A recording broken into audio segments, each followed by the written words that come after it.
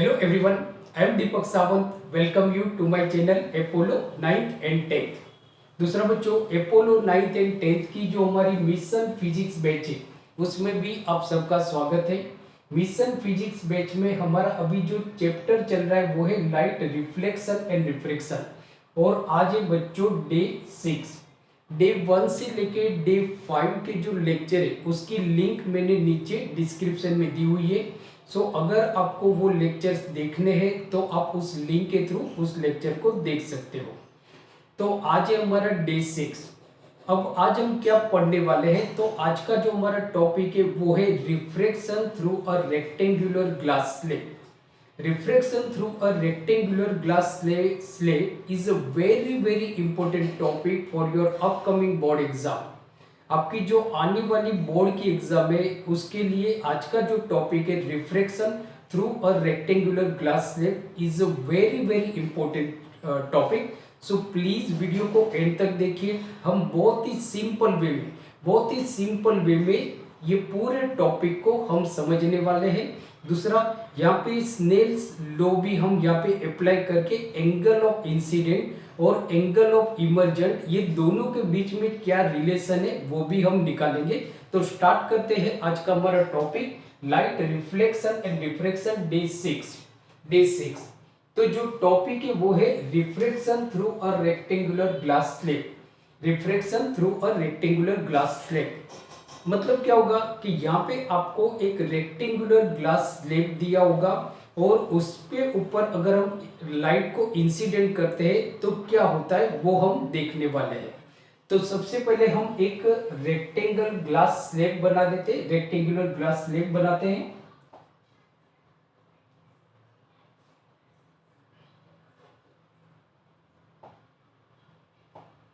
तो यहाँ पे सबसे पहले बच्चों हम एक रेक्टेंगुलर ग्लास स्लेब बनाते हैं।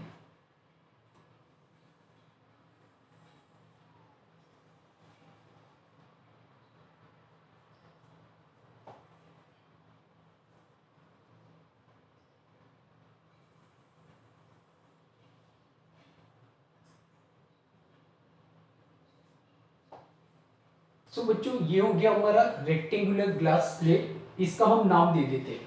तो इसका जो नाम है वो है ABCD। ABCD। So ABCD is a rectangular glass slab, मतलब ये रेक्टेंगल का शेप है, राइट। अब क्या होता है कि अब हम क्या करते हैं कि ये जो सरफेस AB है वहां पे हम एक लाइट को इंसिडेंट करते हैं। क्या करते हैं? लाइट को इंसिडेंट करते हैं। अब देखो, लाइट को इंसिडेंट करने से पहले हम यहाँ पे समझ लेते हैं कि ये जो हमारा मीडियम है, ये जो मतलब ये पूरा जो ब्लैक बोर्ड है ये हमारा एयर मीडियम है और यहाँ पे हमने ग्लास रखा हुआ है। यहाँ पे हमने एक रेक्टेंगुलर शेप का ग्लास रखा हुआ है, राइट। तो ये मीडियम हमारा हो जाएगा ग्लास और ये मीडियम हो जाएगा एयर। इवन ये जो मीडियम है डीसी के नीचे वाला जो मीडियम है वो भी एयर ही हो जाएगा। तो हम यहाँ पे लिख देते हैं, मतलब कि हमारे कन्वीनियंस के लिए, जिससे आप आराम से इसको समझ सको। सही है। तो ये हमारा ग्लास मीडियम हो जाएगा, ग्लास मीडियम। ये जो मीडियम होगा वो एयर मीडियम है, ये भी हमारा एयर मीडियम है। This is also air medium, right. यहां तक तो आपको मालूम पड़ गया। अब देखो क्या है बच्चों कि ये जो हमारी सरफेस है AB क्या है? सेपरेटिंग सरफेस है, मतलब ये एयर है और ये ग्लास है। AB हमारी सेपरेटिंग सरफेस है। ये AB सरफेस पे हम एक इंसिडेंट रे डालते हैं, एक इंसिडेंट रे हम डालते हैं। तो इंसिडेंट रे हम लेते हैं यहां पे। तो देखो बच्चों, हम यहाँ पे सरफेस AB पे हम एक इंसिडेंट रे इंसिडेंट करते हैं।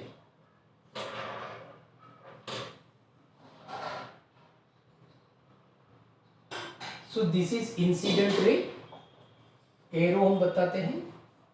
इस रे का नाम है हमारा रे, क्या नाम देते हैं हम? रे P देते, PQ। सो इसका नाम हो जाएगा PQ, रे PQ। सो रे PQ is a incident ray. मैं यहाँ पे लिखते भी जाता हूँ जिससे आपको याद रहे। हम बहुत ही डिटेल में इस टॉपिक को अच्छी तरह से समझने वाले हैं। राइट। तो पी क्यू इज इंसिडेंट रे, इंसिडेंट रे कहां पे हमने डाली हुई है, ए बी पे, एट पॉइंट क्यू, राइट। अब यहां पे हम एक नॉर्मल बनाते हैं, एक नॉर्मल लेते हैं, तो ये नॉर्मल हो गई, दिस इज नॉर्मल।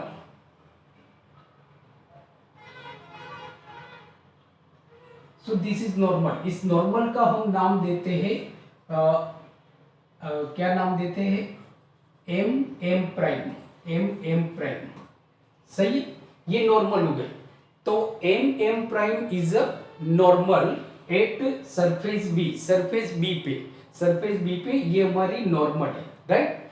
अब देखो क्या है बच्चों कि ये जो रे पी क्यू है वो कौन से मीडियम में है, so it is in air medium, it is in air medium. Now ray P Q travel कर रही है from air to glass medium में, मीन्स के ray incident ray P Q, incident ray कौन से सरफेस के लिए है, ए बी के लिए।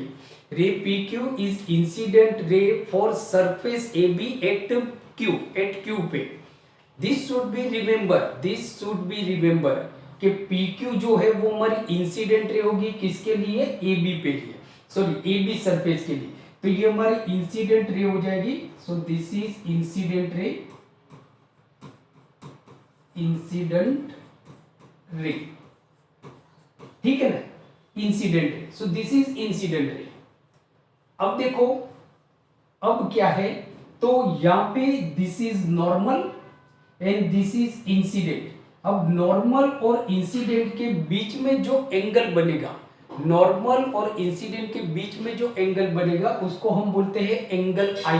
क्या बोलते हैं, so this is angle I, angle I, right. इसका अगर पूरा नाम देना तो एंगल पी क्यू एम है, एंगल पी क्यू एम। यहां पे मैं लिख रहा हूं angle P Q M is equal to angle I, angle I, ठीक है ना, राइट। अब देखो कि when light travels from rarer medium to denser medium, means के air is a rarer medium whereas glass is a denser medium. So here incident ray PQ travels from rarer to a denser medium. So when light travels from rarer to denser medium, so it bends towards the normal. ये थोड़ी normal की तरफ मुड़ जाएगी, जिसको हम बोलते हैं रिफ्रैक्शन। रिफ्रैक्शन ऑफ लाइट मतलब क्या होता है कि when light travels from one medium to another medium, so उसकी वेलोसिटी चेंज हो जाती है, और वेलोसिटी चेंज होती है इसकी वजह से लाइट बेंड हो जाती है, बराबर। अब ये बेंड में दो कंडीशन हो सकती है, या तो ये नॉर्मल की तरफ मुड़ जाएगी या तो ये नॉर्मल से अवे हो जाएगी। यहाँ पे जो लाइट है वो रेयर से डेंसर मीडियम में जा रही है, रेयर से डेंसर मीडियम में, तो वो नॉर्मल की तरफ जाएगी। बट अगर सेम मीडियम होती तो लाइट सीधी ट्रैवल करती, जैसे एज वी नो दैट कि light always travels along a straight path, बराबर, अनलेस जब तक वो मीडियम चेंज नहीं करती तब तक तो लाइट हमेशा मतलब सीधी जाती है, बराबर। कब तक, जब तक वो एक ही मीडियम में होती। तो अगर सेम मीडियम होती तो लाइट सीधी जाती, बट यहाँ पे लाइट सीधी नहीं जा रही है, राइट। तो देखो अगर सेम मीडियम होती तो बच्चों हमारी जो लाइट है वो ऐसे सीधी निकल जाती, राइट, ऐसे सीधी निकल जाती। अब ये एक्चुअली निकल नहीं रही है, इसकी वजह से हमने इसको डॉट डॉट से बताया है। अगर ये ग्लास नहीं होता ना तो लाइट सीधी चली जाती, लाइट सीधी चली जाती। बट ये लाइट पी क्यू जो है, ray incident ray P Q जो है वो पॉइंट क्यू से वो ग्लास के अंदर एंटर हो रही है, ग्लास के अंदर एंटर हो रही है। तो वो क्या करेगी, उसके बाद दो ऑप्शन है, यहाँ पे ये उसका रास्ता है। अब या तो वो नॉर्मल है, उसने देखा भाई नॉर्मल यहाँ पे, तो वो नॉर्मल की तरफ चलेगी, या तो वो देखा नहीं नॉर्मल यहाँ पे, ना मैं नॉर्मल से दूर जाती हूँ, नॉर्मल से दूर जाती हूँ वो। लेकिन लाइट की अपनी खुद की मर्जी नहीं है, ये डिपेंड करता है कि लाइट कौन से मीडियम से कौन से मीडियम में ट्रैवल कर रही है, बराबर। यहाँ पे लाइट एयर से ग्लास मीडियम में जाएगी तो वो नॉर्मल की तरफ जाएगी, नॉर्मल की तरफ मुड़ जाएगी, नॉर्मल की तरफ मुड़ जाएगी, राइट। तो यहाँ पे जो हमारी लाइट है वो नॉर्मल की तरफ मुड़ जाएगी, तो ये जो लाइट है वो नॉर्मल की तरफ जाएगी ऐसे, राइट, नॉर्मल की तरफ मूव करेगी। तो देखो अब क्या हुआ बच्चों, यहाँ पे ये हमारा एंगल आई है और ये जो एंगल है नॉर्मल और ये reflected ray, this is reflected ray, ये जो हमारी रे है ये रिफ्लेक्टेड रे है,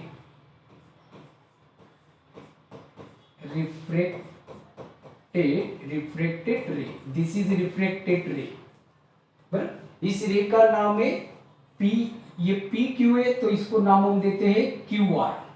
कौन सा है? Q R. तो यहां पे देखो एक एंगल बन रहा है, ये नॉर्मल है और ये रिफ्लेक्टेड है, रिफ्लेक्टेड। तो नॉर्मल और रिफ्लेक्टेड के बीच में जो एंगल बनता है उसको हम बोलते हैं angle of refraction, angle of refraction.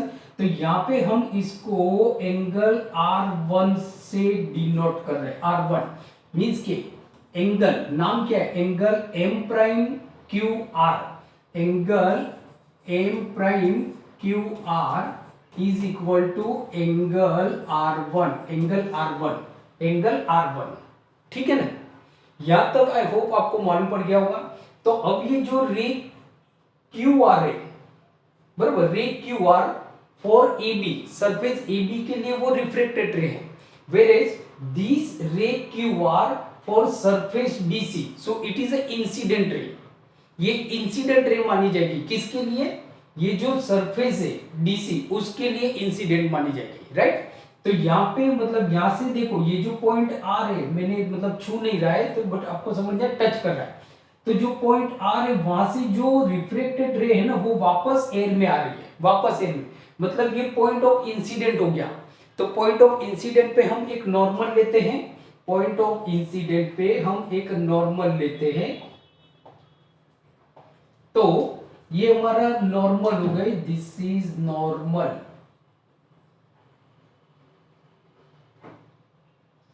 So this is normal. अब इस नॉर्मल का हम नाम देते हैं, इस नॉर्मल का नाम है N N prime, N N prime, right, N N prime. तो आई होप यहां तक आपको बहुत ही अच्छी तरह से मालूम पड़ा होगा। मैं बहुत ही स्लो समझा रहा हूं आपको, बहुत ही स्लो। अब देखो समझो, अब ये जो रिफ्लेक्टेड रे है, बराबर, अगर हम डीसी सरफेस की बात करें और आर पे बात करें तो जो रे क्यू आर है वो इंसिडेंट रे हो जाएगी, इंसिडेंट रे, या तो Q R A B surface के लिए रिफ्लेक्टेड रे। अब देखो ये जो रिफ्लेक्टेड रे है क्यू आर वो पॉइंट आर से ग्लास में से रेयर की तरफ आ रही है, मतलब ग्लास में से एयर की तरफ आ रही है। कहां पे आ रही है? ग्लास में, ग्लास से वो एयर में आ रही है। तो अब देखो यहाँ पे क्या होता है कि जब लाइट डेंसर मीडियम से रेयर मीडियम में जाती है तो वो नॉर्मल से अवे हो जाती है, दूर जाएगी, नॉर्मल से दूर जाएगी। क्या जाएगी? नॉर्मल से दूर। देखो यहाँ पे हमने देखा जब वो एयर में से ग्लास में आ रही है तो नॉर्मल की तरफ जा रही है, तो जब लाइट ग्लास मीडियम में से एयर में आएगी तो नॉर्मल से अवे हो जाएगी। मतलब अगर ये जाती तो ऐसे सीधी सीधी जाती, राइट, सीधे सीधी जाती, बट ये नॉर्मल है, उसने देखा मुझे नॉर्मल की तरफ जाना है या नॉर्मल से दूर जाना है, नॉर्मल से दूर जाना है, राइट। तो यहाँ पे ग्लास में से एयर में आ रही है, मीन्स के डेंसर से रेयर में आ रही है, तो वो नॉर्मल से अवे हो जाएगी। क्या हो जाएगी? नॉर्मल से अवे। सो यहाँ पे जो रे है वो नॉर्मल से अवे हो रही है, नॉर्मल से अवे मीन्स के एस से जाएगी, राइट। तो ये जो रे है, देखो ये जो रे है, ये जो रे पी क्यू है वो कौन से मीडियम में थी? एयर में थी। अब ये जो आर एस है, इस रे को हम बोलते हैं आर एस, आर एस, बराबर। यहां पे सारे में आर एस। तो देखो जो पी क्यू है, जो इंसिडेंट रे है वो एयर मीडियम में थी, बराबर। जो रे आर एस है वो एयर मीडियम में, मतलब कि ये जो रे है ये वापस एयर मीडियम के अंदर इमर्जेंट हो गई, इमर्जेंट। तो इस रे को हम बोलेंगे इमर्जेंट रे। क्या बोलेंगे? This ray is known as a emergent ray, emergent, emergent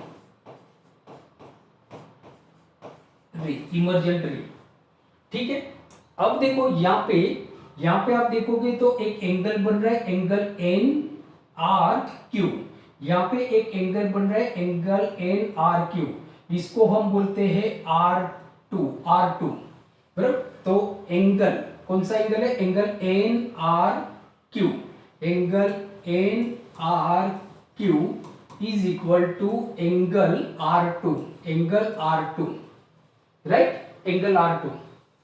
अब देखो ये जो एंगल है नॉर्मल और इमर्जेंट के बीच में, यहाँ पे एक एंगल बन रहा है, angle N prime R S.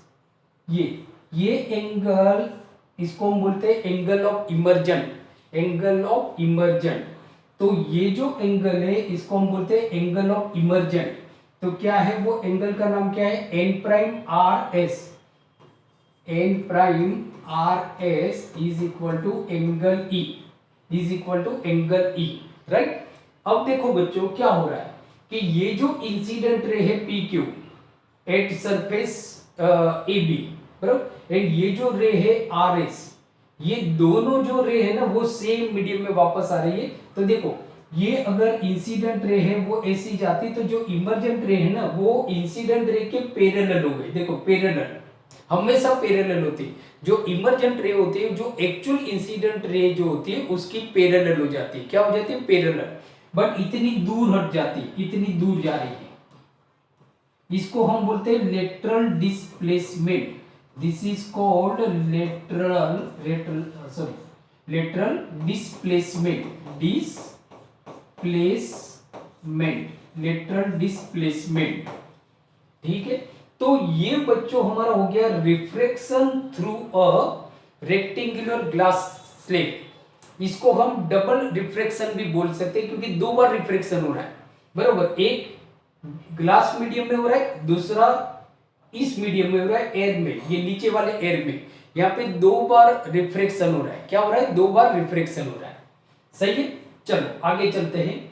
अब हम यहाँ पे ये जो एंगल आई है और ये जो एंगल ई है, एंगल आई मतलब इंसिडेंट एंगल और एंगल ई मतलब इमर्जेंट एंगल, ये दोनों के बीच में क्या रिलेशन है। सपोज अगर एंगल आई का मीजर अगर 40 डिग्री है, 40 degree, so what is the measure of angle of emergent, what is the measure of angle of emergent, so obviously angle I is equal to angle E is equal to 40, means कि ये भी 40 होगा, ये भी 40 होगा, ठीक है ना। यहां तक आपको मालूम पड़ गया। अब ये कैसे, मतलब कि angle I is equal to angle E कैसे इक्वल होते हैं वो हम समझते हैं, बराबर, वो हम समझते हैं। तो देखो बच्चों क्या है कि फॉर यहां पे देखोगे तो पॉइंट सी पे, पॉइंट सी पे मतलब कि Snell's law, so according to Snell's law of refraction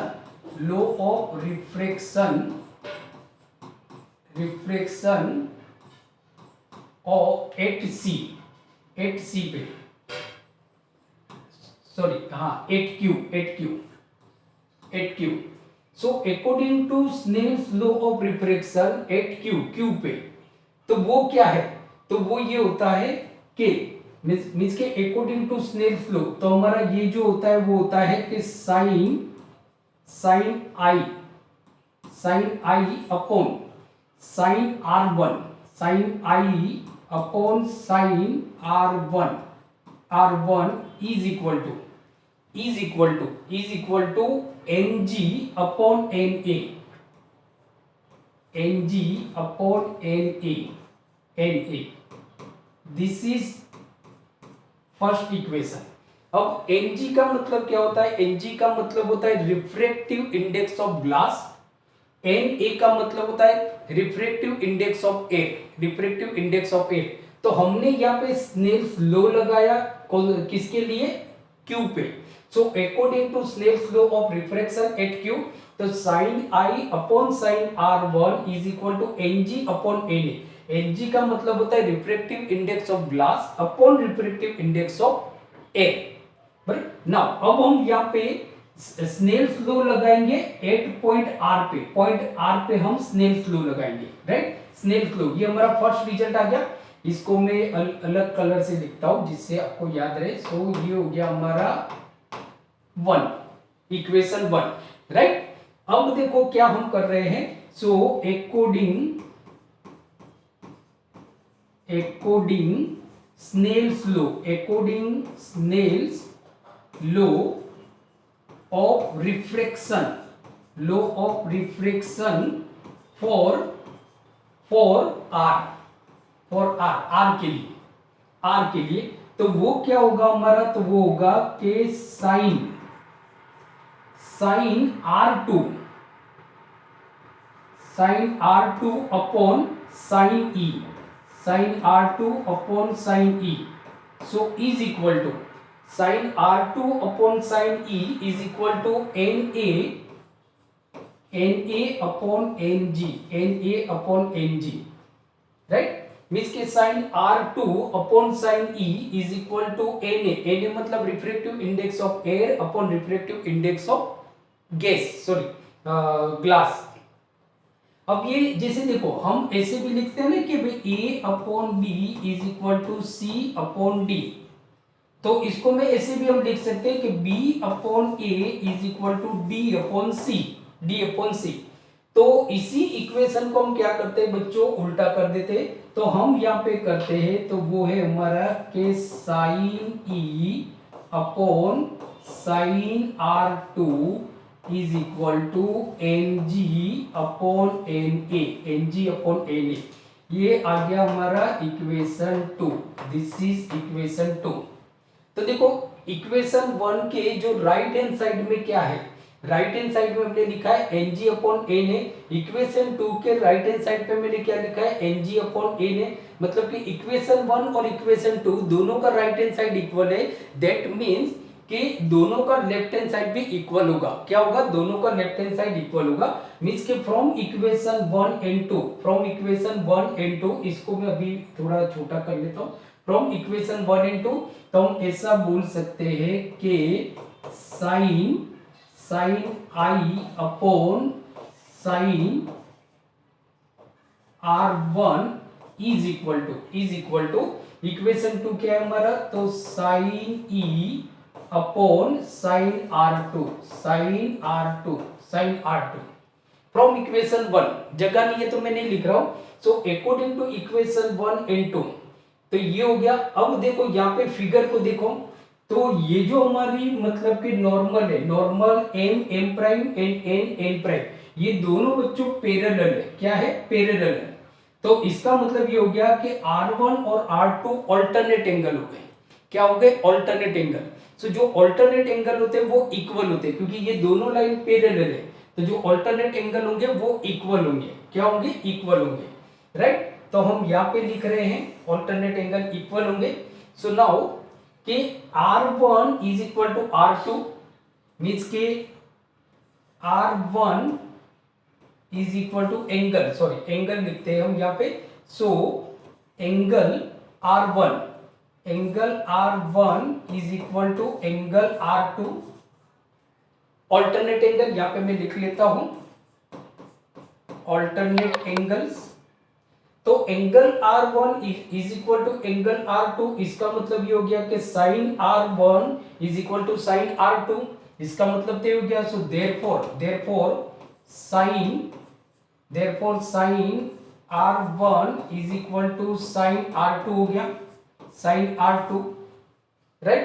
तो अगर sine R1 is equal to sine R2 है, तो देयरफॉर क्या हो गया, sine I is equal to sine E हो जाएगा, sine I is equal to sine E हो जाएगा। So therefore sine I is equal to sine E, sine I is equal to sine E। यहाँ पे sign और sign हमारा cut हो रहा है, साइन और साइन हमारा कट हो रहा है, तो हुआ क्या, so therefore angle I is equal to angle E। और इस तरह से जो हमने देखा कि angle of incident is equal to angle of emergence. तो समटाइम मतलब आपको ऑब्जेक्टिव पूछा जाता है कि if angle of incident is equal to is equal to 40 degree. So what is the angle of emergent for rectangular glass slab ABCD? तो क्या होगा? So obviously according to the Snell's law, angle I is equal to angle E, means के angle of incident is equal to angle of emergent, angle of emergent. So आज बच्चों हमने देखा double refraction या तो refraction through a rectangular glass slab. It is a very important topic for your board exam. बराबर. सो I hope आपको बहुत ही अच्छी तरह से मालूम पड़ गया होगा, राइट. अगर और भी कुछ डाउट्स है तो आप मुझे मतलब कि हमारी जो व्हाट्सएप चैनल है उस पर आप मुझे व्हाट्सएप कर सकते हो. आपके जो भी डाउट वाले क्वेश्चन है तो उसके ऊपर मैं आपको वीडियो बना के भेजूंगा. So thank you very much for watching today's video lecture. So keep watching and keep study. Thank you very much.